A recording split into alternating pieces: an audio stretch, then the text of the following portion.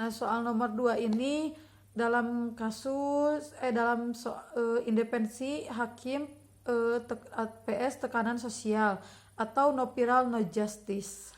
Nah, dalam kasus Hakim Budi sedang memeriksa perkara pidana seorang selebriti bernama Rian yang diduga melakukan penganiayaan berat terhadap pacarnya, Lisa.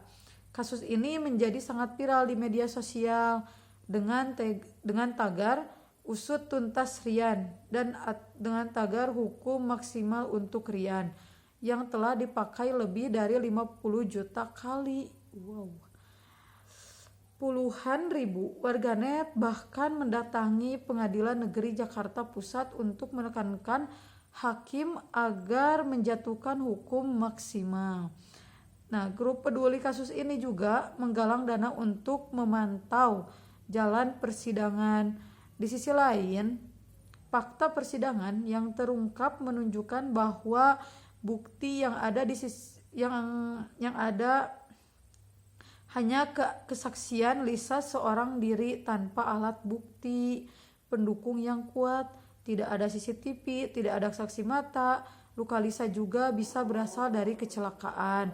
Secara hukum objektif sulit membuktikan kesalahan Rian di atas keraguan yang wajar. Nah, pertanyaannya seperti ini.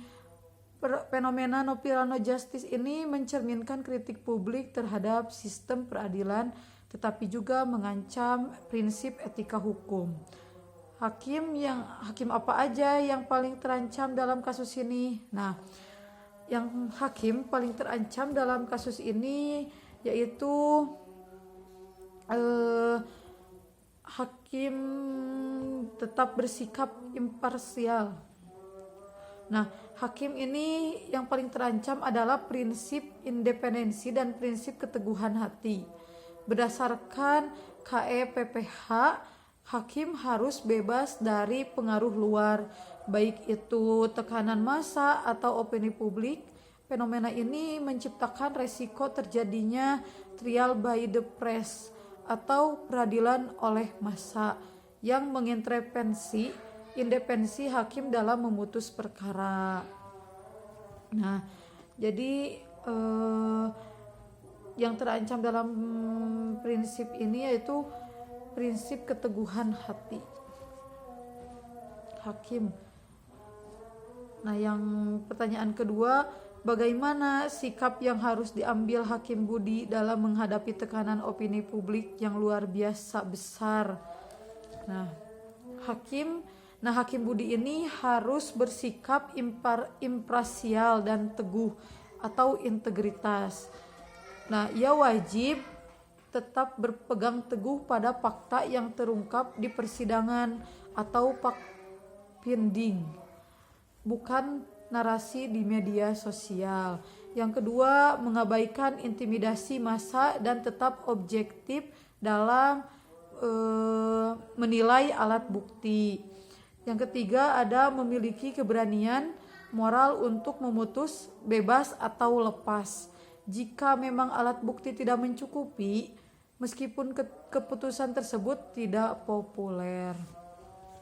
Nah, yang pertanyaan ketiga ini, jelaskan apakah hakim diperbolehkan menjatuhkan vonis berat hanya karena tekanan sosial atau tuntutan keadilan populis? Nah, kode etik dan pedoman perilaku hakim serta atas praduga tak bersalah. Nah, jadi tidak boleh gitu ya hakim menjatuhkan vonis berat hanya karena tekanan sosial atau tuntutan keadilan populis. Berdasarkan kode etik dan pedoman perilaku hakim, hakim wajib bersifat mandiri dan mengadili berdasarkan hukum objektif, bukan karena didasarkan massa. Selain itu, berdasarkan asas praduga tak bersalah atau presumption of innocence, seorang tidak dapat dinyatakan bersalah sampai putusan pengadilan yang berkekuatan.